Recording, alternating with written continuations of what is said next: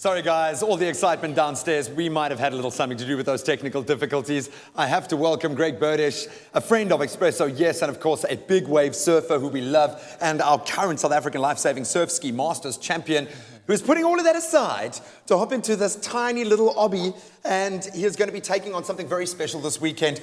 I love the fact that this is called the Little Optimist. Talk to us about the challenge that you're about to embark on, firstly this weekend, dealing with a very small pool.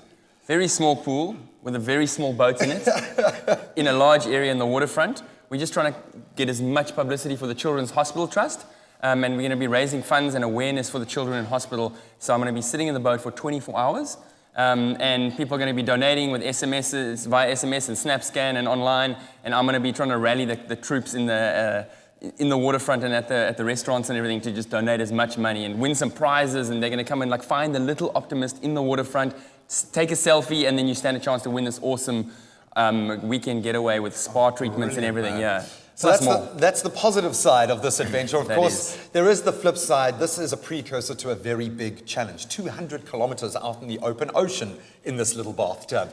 Talk to me about the bigger picture. Yeah, look, it all came about. I spent a lot of time in hospital. I was very sick between 2001 and 2007. Yeah. I picked up a tropical bacteria and it attacked my heart valves. I had 2 open heart surgeries, and then it came back again. Wow. And I spent another period of 60, 70 days in hospital. So I'm doing 200 kilometers for the 200 days that I spent in hospital, and I'm raising 200,000 Rand towards the new ICU at Red Cross.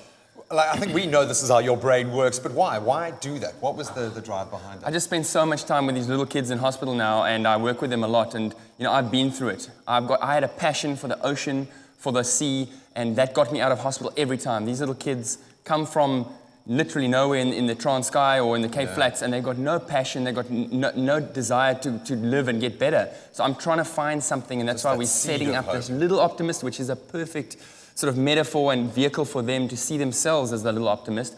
And it's a little believer with a huge heart, and I want them to believe and then learn to sail afterwards and find a passion in sailing and get out of hospital and come sailing with us. I like the fact that you're not recommending big wave surfing just yet. We'll wait to get to that point.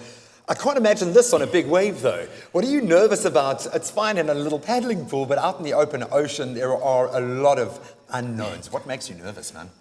Look, everything in the ocean makes you nervous. You've got to plan well, expect the worst, hope for the best. And, I've been in the ocean all my life, and I've sailed all my life. I'm working very closely with NSRI. So they're going to be working with me. It's not about getting there fast and trying to be a hero. It's about the Little Optimist proving a point that he too is a little boat that shouldn't be a yacht. No one believes he's a yacht and he can do this. He will do it, and he'll show, like the kids in hospital, they too can get better and achieve their dreams. And he will get there. It might take him 4 days. It might take him 10 days because of weather and waves. But he'll get there. How do you train? Can you train for an event like this? What do you do? Is it a mental thing? Is it a physical? It's quite funny. I'm actually getting slow and fat now because I'm sitting in that. I don't have to do too much. How do you sleep? Where do you sleep? Well, the whole thing is I'm going to do it over time. So when I do the journey, I'm not actually going to be sleeping in it. I'm going to be pulling in on shore at night, hunkering down somewhere with a Little Optimist, and then setting off the next day. Safety first, safety first.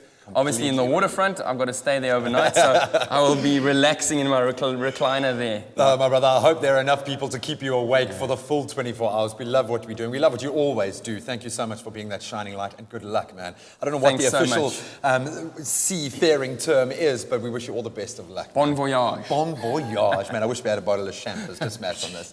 Well, no more technical difficulties to get through. Let's get back upstairs.